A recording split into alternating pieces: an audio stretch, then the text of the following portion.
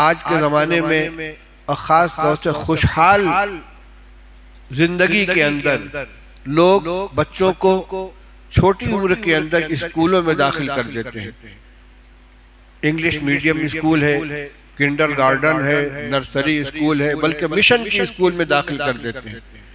ابھی اس نے نہ کلمہ پڑھنا جانا، نہ اللہ اس کے رسول کو پہچانا، اور اس کی تربیت اسی ماحول کے اندر ہونے لگی.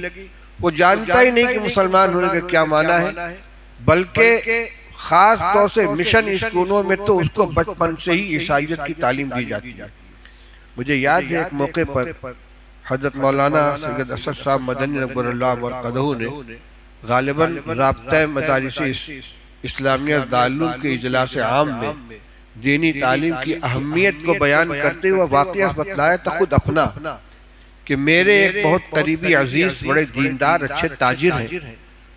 وہ یہ بتلانے لگے کہ میں نے اپنی پوتی کو ایک انگلش میڈیم اسکول میں داخل کر رکھا تھا. ایک دن ناشتے کے میز پر میری زبان سے ایک لفظ نکل گیا کہ کرنے والی ذات ایک اللہ کی ہے، کرنے والی ذات ایک اللہ کی ہے. تو بچی نے فوراً کہا no papa God is three, no papa God is three, خدا تین ہے. کہتے میرے پیروں تلے سے زمین نکل گئی. اتنی بڑی بچی، انگلش میڈیم میں انگلش سکھایا جاتا ہے، اس کے ذہن میں یہ بات بیٹھا دی گئی ہے خدا تین ہے.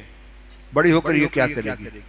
اس لیے یا تو اپنے بچوں کو مدرسے میں داخل کریں، یا اگر کسی اسکول کے اندر ہے تو لازمی طور پر اس کو دینی مکتب کے اندر اس کی تعلیم کا نظم کریں، جہاں وہ نورانی قاعدہ، قرآن پاک اور دینیات کا نصاب پڑھے، تاکہ بچپن سے وہ اپنے مسلمان ہونے کو جانے.